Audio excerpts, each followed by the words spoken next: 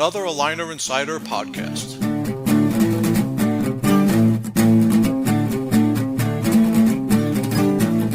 Hello, everybody in podcast land. This is Dean Steinman, President of Ortho Marketing, and we are back with another podcast for you. Hope everybody is happy and healthy. It is April 1st, 2021, and spring is in the air. Baseball is in the air. And if you're a baseball fan or a Mets fan, let's go Mets. So very stoked today to have a very special guest with me. I have Simon Beylin with me. And Simon Beylin, it's got an interesting story. Simon is a dentist as well as the owner of Beylin Builders. How are you I'm today, great, Dean. Simon? Thank you for having me. Oh, my pleasure. Thanks for joining. All right, so we're going to jump into it. So tell us, who is Simon Beylin? Interesting. I'm the son of an electrician, and my mom was in the healthcare field, so that kind of took me towards both fields that I'm involved with now. Um, I went to dental school, became a dentist, became an endodontist, and then while we're in Massachusetts, my wife and I went through the process of building our office, our first office, and that led me to opening Beylin Builders, which we specialize in medical and dental construction. We do a little bit of veterinary as well, but it's been a great experience. Hmm. So let's ask the number one question is why? You go to dental school, you're practicing a dentist. Sure, this could be a hobby, but what made you decide to, okay, I'm going to do two businesses now, and especially one completely opposite the other? Um, A, what made you decide to take such a leap? And B, how do you divide your time up? Are you still practicing dentist, or is this a full time? Or why don't you talk us a little about Sure. that too? I do still see patients a day and a half to 2 days a week. The why is very interesting. So endodontics does get very stressful. It's definitely construction's stress relief compared to seeing root canal patients 5 days a week. But also, I grew up around my father's construction company, and that was in California. So when we moved to the East Coast and went through the process of building our first office, we quickly learned that construction on East Coast versus West Coast was very different. Timelines weren't adhered to. Working with contractors seemed to be a little bit difficult, and we were going through a growth phase and just wanted to have control over construction of our own offices and our own destiny. So the main point was just to build our own office, our pediatric dental and orthodontic offices. But as we started building offices, the architects that we were working with enjoyed the product that we were producing and started referring outside doctors for us to build offices for. And it all kind of snowballed. Hmm. So it went from 6 days of practice to 3 days to 2 days to a day and a half. And most of my time now is actually spent on the construction side. So it's a great Oh, feeling that's to be able to provide a doctor the office of their dreams when we get through the process. Oh, that's great. Great story. It's interesting to follow your passion. Life's too short, so you have the ability to do two things that you probably love to do. Obviously, they're both in your blood there, and you wouldn't have gone to dental school and done all that if you didn't, and still be doing it if you didn't love it. But the fact that you could, build. I mean, I can't even put a nail in. So the fact that you could do that is pretty remarkable. Um, so now let's talk about the construction renovation of dental offices. So now we're in 2021, and there hasn't been a practice in the last year that hasn't completely changed their something in their office. All right, you have to separate people, you have to put plastics up and whatever. So, how has COVID affected practices, and how have you adapted your design strategies or construction to COVID? Because obviously, prior to 2020, I'm sure you had a modality or methodology of we could build you whatever you want, but now you're kind of limited to a certain degree because of this crazy world we're in now. So, how has your strategies and adaptations changed through over the It's last year? very interesting that you say that. So if you look, 2 years ago, every blueprint that came across our desk for pediatric or orthodontic offices, we worked in open base. That was normal. That's the way that we worked. Right. I haven't seen pediatric or orthodontic set of blueprints that doesn't have most of their rooms as closed ops now since COVID started. So I think that may be getting a little bit aggressive. We're eventually going to have COVID under control. Does that mean you need to give up your open bays? That's still up in the air. In Massachusetts, when they allowed us to reopen our offices, we were only allowed to have one patient per open bay. And for example, we have two separate open bays in one of our offices and two private rooms in that office.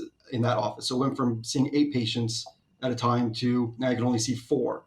So we went through that challenge by installing smart glass between the open bays. So it's a neat item. It's a glass panel, but you hit a button and it goes from opaque to see through. It's neat. So and provides a barrier between the operatories. We've also installed UV systems on almost every single office that we're building now in the HVAC systems. So it's killing bugs and viruses as the air is being purified. Um, Another thing for the pediatric offices and orthodontic offices that we've seen is even in our personal offices, we had iPad bars in all of our offices, and those just they're not allowed anymore. No magazines in the waiting rooms, More. no more iPads. So we've gone Right. uh, beyond that and installed something called Beam. I don't know if you've seen that, but it's a projector that mounts in the ceiling and it projects an interactive game onto the floor in the waiting room. And the kids play with their feet, but they're not touching each other and they're not touching anything. Oh, So cool. it's been great. The Yeah. response that we've gotten from it was amazing. We installed it in one office, Right. now we're installing it in our second office, and now we're installing it for our clients as well. So we worked through everything that's come up, and it's working. We've always had ISO-Light and ISO-Dry in our operatories to help with aerosols. We used it before because it was just an extra set of hands, but now we're installing those almost in every office that we're building because doctors are concerned about the aerosols. So obviously, every practice had to adapt very quickly during last March, April, May in order to change their layout, put up the plastic, put up walls. So everybody was scrambling, and I'm sure a lot of practices are not happy with the results, but they had no choice. So now that we see a semi bit of a light at the end of this tunnel here, what should a practice be doing? Should they be keeping it as is right now? Should they be kind of doing a hybrid approach? Because more people are still freaked out. I still am, and I don't potentially like to go out as much as I used to because of this whole thing.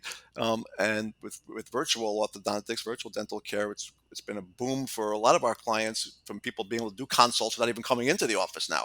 But obviously, they do need to come in for, especially an orthodontist, they need to come in for their scans and for their exam. So, with that said, how are you suggesting, or what are you seeing of people adapting? Because they, as I said, they scrambled. They just put something up because they had to stay alive and to keep patients coming in and to keep the practice alive. So now, what are you seeing in a year later that you're recommending people to do, or you're doing to kind of make it work as I said, either a hybrid or one way or the other? Because you can't keep changing your office every year or so, or every 6 months due to what's going on in the world. So what do you So suggest? we have our own in-house millwork shop. So when COVID hit, we turned the machines from making cabinets to making barriers. And at first, as you Hmm. mentioned, everybody was scrambling. So we made temporary barriers for as many offices as we could locally. And now we're converting some of those into something a little bit more permanent and more aesthetic. But I don't see those going away anytime soon. I think the patients still like that safety, the feeling of the safety that barriers provide, but we're not doing anything permanent. So a lot of the offices that we're building, you have nice millwork in the reception areas. So to add things that are going to be permanent, when I really feel, give another six months to a year, we're going to be taking most of this down. I think that might be a mistake. But we're just making it look aesthetic, keeping the patients feeling as safe as possible, and keeping the offices open. So um, Hmm. right now, acrylic barriers, especially at reception, are a hot commodity. So how are you learning what's trending and what needs to be done? You have to be certified? Are you taking any courses? Like, what keeps you up to breast on what needs to be done in an office as far as new platforms, what to take in, what to put out? There are new changes. I'm sure air purifier system from 2 years ago, it's antiquated compared to what's out there now. So how are you keeping up to snuff on what's going on? And how do you vet these So things too? we are involved in several groups that are with healthcare construction. I think at first, when we started hearing about negative air purification and hospital, operating room type air purification for operatories, that was just very aggressive because nobody knew exactly what was going on. The states and the CDC are putting out a lot of different guidelines of what's required, and at this point, they've cut back in regards to what's actually required. But we are looking at different states, and a lot of what's being driven right now, I think, is being driven by fear. So when a doctor does say, "Oh, I want negative air purification in all my operatories," and you try to advise them that that might be a little bit too aggressive, and here are the costs. Let's look at something that might make a little bit more sense because this is not going to stay around forever. Um, I think we all get back onto the same page and find a nice workaround for what's going to resolve the issue today. Okay. So obviously there's scuttlebutt out there. So what myths would you debunk right now as far as construction and COVID and dental orthodontic offices? What are people when you say something and they're like, no, no, no, we can't do that? What myth is out there that they're not educated about or just completely wrong about? So I think a couple myths that we have in regards to building new offices, for example, are that it never runs on time and that you should expect change orders. It's never going to run on budget. So I think those are two myths that should be debunked. So if you have a proper design team and architect, and your equipment and construction team are all tied in together from the beginning, and you've worked with a team that has built dental offices before, there's no reason you shouldn't stay on time and on budget.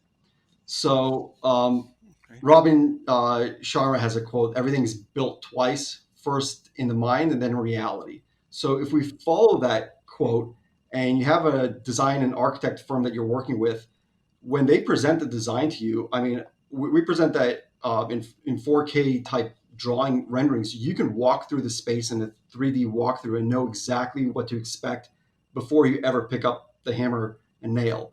So if you're not changing things during the design, there's no reason that you should run above on costs, change orders, or timelines. So we've delivered all of our projects on time and on budget. And if we're building exactly what's on the plan and nothing's asked beyond what's on the plan, there shouldn't be any change orders. So How often does that happen? honestly, we've never presented a change order that wasn't something that the doctor asked for. So um, we Interesting. have presented on our current project a couple change orders in the negative direction, which is always nice for the doc. So, if you Sure. have some Right. outlets that are not necessary because you're not going to use a piece of equipment anymore, we'll we'll give that as a negative change order. But stay on time, stay on budget. You'll hear horror stories about that, but you shouldn't believe that. It's get yourself an excellent architect and design firm. We've worked with Joe Architect on almost every single project that we've built. I think they've done about 400 dental and medical offices at this point, mostly in the orthodontic pediatric space. They're an amazing team to work with. And what's interesting is we've seen blueprints come across our desk where we have a 4-page set of blueprints. And then we get a blueprint set from Joe Architect, and it's getting close to 70 pages. And I'll have my subcontractors say, "Why are they so detailed? Why is this plan so detailed?" And I look at that as you have a chef that gave you a perfect recipe. If you follow that recipe with all that detail there, we shouldn't have any questions along the project, and we should never veer from that recipe. And that's always the way it's been, and the better subcontractors and better contractors will understand that level of detail is there for a reason. It makes the project smooth for everybody. So let's talk about a typical project. Why don't you walk us through, because we're actually, we're pretty busy now. We're working with clients that are brand new startups or from building a practice up. So why don't you walk us through the steps involved in building a practice from, the initial design, initial vision to when they start seeing patients? How Of does all course. that So work? it's interesting the way we're seeing it, a little bit of a transition. Most of our by the time we would get a set of blueprints, it was coming from an architect or from a dental supply company, and the blueprints are here and we're ready to go. A lot of doctors and dentists now, they're reaching out to IT professionals as a first step because they know what they want for their technology for their office, and then it's going down the line. So we're seeing a little bit of a shift there, which is interesting. But you should go from your initial vision to establishing your team, and we can go through what that team consists of. But your team needs to be in place, And at that point, with everybody on your team, from your architect, your designer, your lending team, your contractor, your equipment people, you need to establish a budget. So we need to know what this project is going to cost and what we can afford. Once we're through that budget phase, we're going to start with our lending and financing solutions. So if you're lucky enough to be able to do this in cash, great. Just set that cash aside. If not, where are you going to get your lending and your financing sources? And we help our clients with that. And this is an interesting area because the banks want a detailed business plan, which we do for our clients. And in that detailed business plan, they want to know exactly what it's going to cost to build that site. Even though at this point in reality, you should not have that site chosen yet because you don't know what you're approved for. Um, you should have that final lending uh, in place before you get to the lease portion or next phase. So from lending, we go through our lease and purchase negotiation, and we have heard some horror stories, and we go through that later if you'd like. But you need to have a lease or purchase negotiated before you go on to the next step, um, which is going to be your city and town preliminary approvals. So if you're going to build a 12 chair office and then you finish with construction, you've gone through everything, and now you tell the city that you have a 12-chair office, and they say, well, the municipalities will only handle a 4-chair office. They can limit the amount of patients you can see. So you have to have preliminary approvals from the town before you go on to the next step, which would be completing your lease and purchase. Then you're going to go through your design with your architect and with your equipment specialist. And then you go into the bidding process with your contractors and move on to opening day. So one thing we missed through all this mix that we just went through is, where does Dean fall in, and where does marketing come in? So a lot of clients that we work with don't really think about that until we're getting towards the finish line. So now we're really pushing them, even from day one before we start construction. What are you doing with your marketing? That should be about 6 months prior to opening. You should have a marketing plan. You should have your website design in place. Think about logos. Um, Thinking about an entire plan and getting on with a excellent marketing team well before you're open.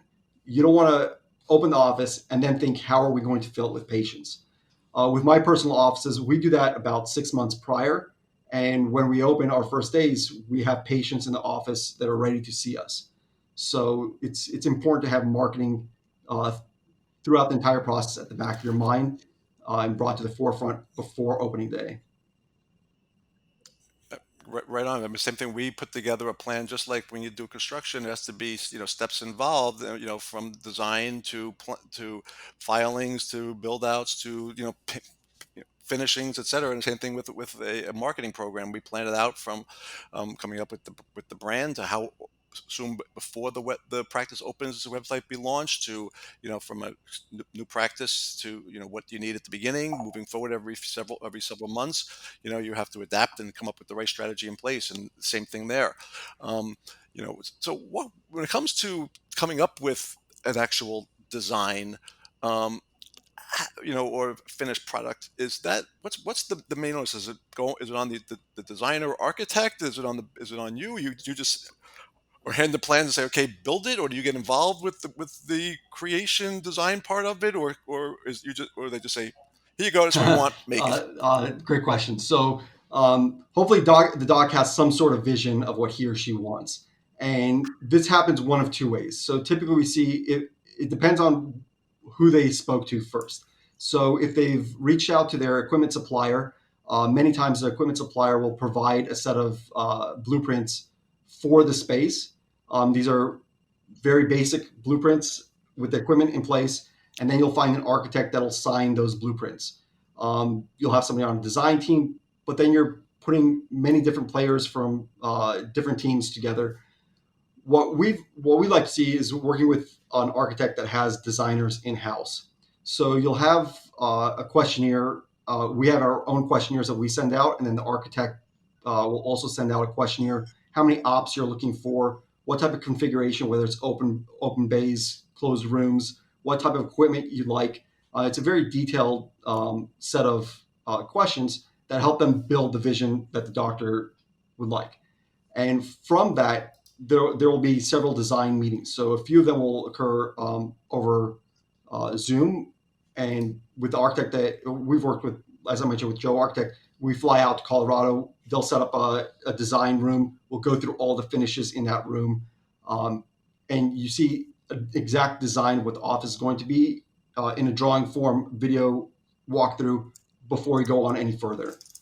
Um, at that point, if everything's approved, you go on to blueprints. And once we have the blueprints, we kind of stick to that. We don't try to interject any different designs at that point because then you're talking about change orders or changing what the client's already decided with their design team. And we try to stay away from that. Does it come in as far as when somebody's building an office? Obviously, how do they kind of even figure out how much this is going to cost? Do they have to interview the architect and get their price, and then the designer their price, and then come to you, and based upon these designs, you give them the price, and what determines the price? How do you figure out what it is? Is it time materials? Is it creative? Like how does that Sure. work too? So again, it depends on where you start. So um, while Joe Architect, for example, has they can do just architect and design for you, and then present you with a set of blueprints, and then you find a local architect that would sign off on those and present them to the town. They also have two different packages that they work with, where they can actually bid the contractors for you, and they would be your construction managers. So they do that from architect all the way through delivery phase, and we also do that for our clients. If they come to us first, we'll find them an architect and designer that we'll work with and take them through the entire phase. But what drives cost is what you start with and what you want to finish with. So let's go with what you start with. So an ideal space versus an ideal referral source, for example. Um, our first office was an ideal space. It was in a medical building, an easy demolition process, no constrictions whatsoever. It was also an ideal referral source. We're a pediatric and orthodontic office. We're on the fifth floor, and the third floor has a pediatrician. So they send the patients right upstairs, and we're able to take care of their patients. Our second office was an ideal space, but not ideal for construction. It was ideal because the top floor of the building is the largest pediatrician in the town, and we took over the entire bottom floor. But we had space constrictions, we had to lower floors. A lot of costs were involved just to get to the point where you can start construction. So you have your vanilla box is what we call it. It could be a new building where just four exterior walls are built. You go in and you start construction right away. So if you're in a space like that, there's no cost for demolition. There's no extra engineering to work around low ceilings or anything of that sort. Um, Other factors that will drive costs are where you're building. So if you're slab on grade, so you're on concrete on the first floor versus having a basement below or being on a second or third floor. So with dentists, the amount of plumbing and electrical that we put into the floors for our chairs and our deliveries is tremendous. So if you're a slab on grade, we're doing an oral surgeon office like that right now. The amount of trenching and cutting and putting things into the floor before you can even start building out of the floor is tremendous versus the cost of being on the second floor or having a basement below. So that Hmm. definitely drives costs up. And then finishes. Finishes is really going to take your costs to a different level. If you have very basic, just walls, nothing, no details in the ceilings, and laminate at the reception area, your costs are going to be much lower than having quartz and granite and nice finishes and different fixtures and lights. So design has a lot to do with it. But this is one of those first questions when we're asking about budget. Where do you want that budget to be? And then we can tell you what finishes you can have within that budget. And then we look at the space constrictions as well. Interesting. Yeah. What percentage of the practices that you build out you completely disagree with the design and layout, but you're hired to do it, and you got to be the good soldier and say, okay, we'll do it. Do you suggest, or do you just say, okay, because sometimes people are adamant, and well, it depends on each relationship or each particular project, or how do you do it? Because sometimes I have to bite my tongue for with the client, because they just say, I want to do this, and I could lead the horse to water and recommend them not to do it, but they say they want to do it, and then, okay, but I'm not responsible. Yeah, How do you do it? So, that's actually we want to bite our tongues as much as possible if we get into a situation like that. But for dentistry, that right, makes it difficult. If a chair is not placed correctly, that's going to be a pain in the provider's back for their entire time in that office. Changing, especially if you're slab on grade, for example, changing a chair position or design is very easy on paper. Once that concrete is poured and those pipes are where they're supposed to be, changing chair locations is very difficult. So we are a little bit vocal in terms of design if we see something that's drastically off. We don't see that with firms that have done a tremendous amount of dental offices. On the other hand, when you deal with a set of blueprints from a dental supplier, they're great, but you're not paying for those. That's kind of included as a service when you're purchasing the equipment. So if those blueprints then go to a local design firm, and with that design firm, they have in-house architecture, that's great. If they've worked with dental offices and dentists before, they can say, okay, this is where the chair should be because the dental suppliers are placing it kind of in a position of where it should be, but they're not giving you exact measurements of where everything should be. But we're actually we do consulting as well, construction consulting. If there are projects that are a little bit out of our reach, but the doctor still wants to work with us, and we're working on one right now where it was a dental supplier that provided drawings, which look great, but there are no mechanical and no drawings beyond that. I don't know how they're getting away with that with the town, um, but we have full size templates, for example, for all the deliveries, for all the chairs. We place everything in the operatories. We bring a dental chair so the dentist can sit there and make sure everything works, everything fits before we button up the floor. And this particular contractor that we're working with on this project has never built a dental office before, and it was a surprise to him that that's going to be difficult to change afterwards. Or let's just put it here and let's leave a long extension cord. So certain things that we try, we won't bite our lip on that. We'll make sure that those items are addressed before it goes into final construction. interesting.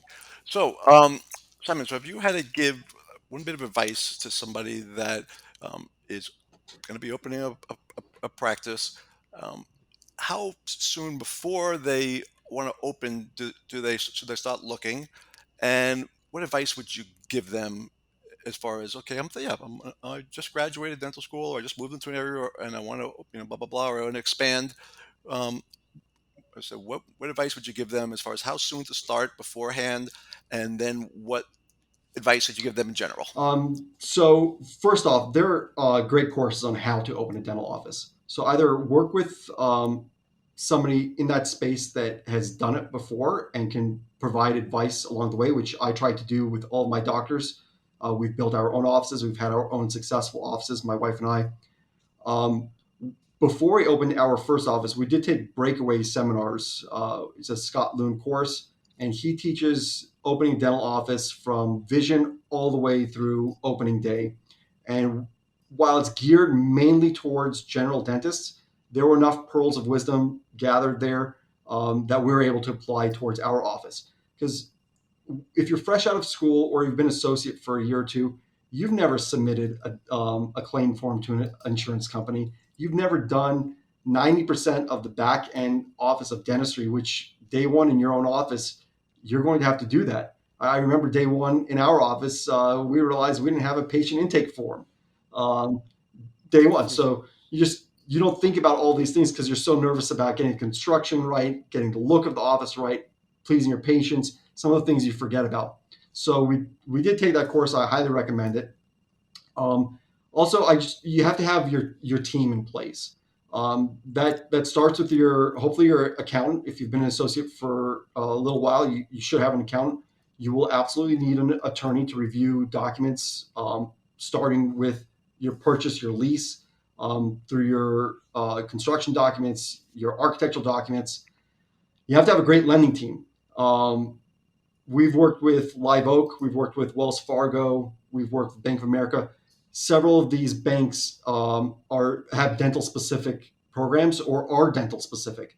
So while local banks might seem nice, they may not understand why you just graduated dental school and you have $800,000 in student loans, where um, Live Oak or Bank of America's dental division completely understand that, and that's not factored into your lending.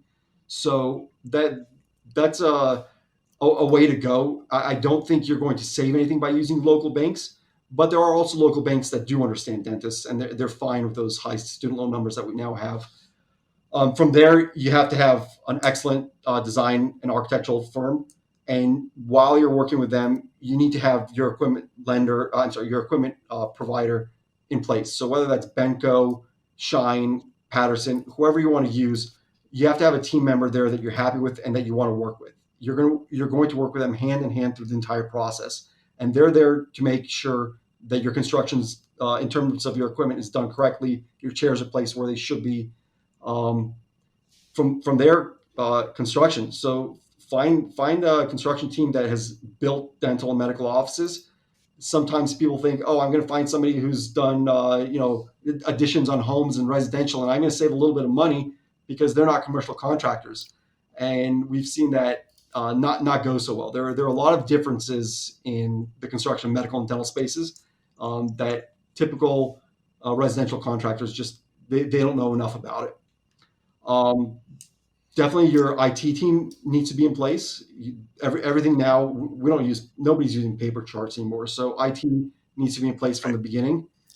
And then you should have a marketing and consulting team as well. So that's towards even at the beginning of the project, your marketing team can help you with demographics and tell you where you're opening your office. So working that a little bit backwards rather than finding a place and then figuring out how to market it, ask your marketing team to help you with demographics to find the perfect location to open your office.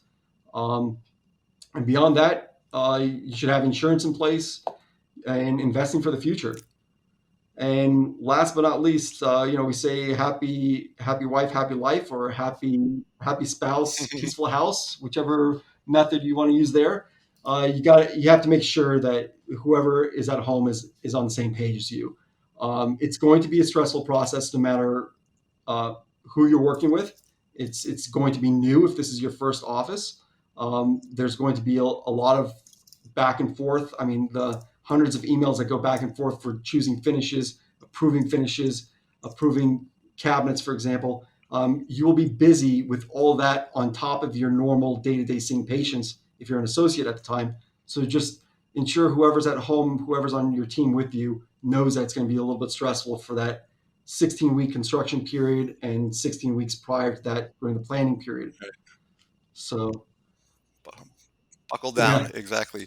So, ask you just a couple of more questions, and Simon. So, question one. So, what do you use as far as keeping up to date with anything as far as educating yourself? What's your go-to? It doesn't have to be about business. It could be personal, whatever. But do you have a blog you go to, or a book you read, or a podcast you listen to that just good, gives you a mental workout? What do you do from something that motivates you, or something that you educates you? It could be, as I said, for business wise. It could be personal wise. It could be because you run several businesses. You seem like you got your stuff together. So, is there any particular blog, book, newsletter, podcast, something that you could recommend to listeners for them of to course. get a hold of? So we're quite a bit involved in different construction groups on LinkedIn. So we follow several different contractors who build medical and dental spaces on LinkedIn. I think it's a great source to find a great construction team in your area that's performed medical and dental construction. So we do trade secrets amongst our group. So that keeps us on top of the changes. I mean, there everything kind of trickles down from medicine to what's required to building a medical facility. Then it slowly trickles into the dental space. And it's nice to follow the people who are a couple steps ahead to know what we should expect a couple years behind. In terms of podcasts, I listen to yours. I Thank definitely, you. yeah. Good answer. Marketing is it's crucial. I was always a firm believer, if I'm going to spend a dollar on marketing and it's going to bring me $10 back in my investment, it's worth every dollar I put into marketing. So I keep up a lot in terms of dental marketing. That's kind of what I do for our practices. And on top of construction, it's kind of my little hobby. I want to know what works for different offices. I want to know what works in different areas, and we try to implement those for our office as well. Um, Great. Got sure. two more questions. Number one, all right, so you just saw come across your phone that an asteroid is hitting I Earth tomorrow. hope not. Okay, you run into the supermarket. What's the What's last the meal? last meal? Great question. Huh. My wife and I went vegan a few years ago. So actually, it's Really? So, 2000. are you going for Yeah, steak? I don't know. I think I would still feel bad about that steak. But I'll tell you what, the vegan options. We became vegan in 2013, so it's been more than a few years. But I don't know, the chocolate mousse that they have now, you couldn't tell that it's not real chocolate mousse anymore. So that's definitely on the top of my list. Okay. So your last meal was Yeah. chocolate mousse. Okay. All right. That's cool. All right. And last question after that is Hershey bar, Reese's Reese's peanut butter peanut butter cup. cup, absolutely. There you go. All right. You're like it's like Oh, 98% of really? people choose that, which is great. Yeah, it's funny. All right. So if somebody wants to get more information, learn more about you, Simon, what's the best way for So them we've to do just so? launched our new website. It's funny. Our original name was Oracle Construction and Development, and I actually chose it was supposed to be OCD Construction because my father was a little OCD, never diagnosed, and so am I. I absolutely like everything to be perfect when we're providing the product that we provide for our clients. So I chose OCD Builders, and then I chose the words that went for the O, the C, and the D. And Oracle was one of the words. And then we get a letter from Oracle, the um, software Stop. company. Please stop using Oracle That's it. because we have development as part of our software. So we changed it to Beylin Builders, and I changed that as my brother came Okay. on. So my brother's full time with the company now as well. So he does a lot of our construction and project management, and he's also a pilot, so he's extended the reach. We were Oh, nice. just in New Interesting. England, and now Okay. we're looking at projects all the way down to Florida this year. So it's expanded our Hmm. reach. But Okay. BalinBuilders.com is our new website, and that'll have Okay. links to our LinkedIn, Facebook, and Instagram.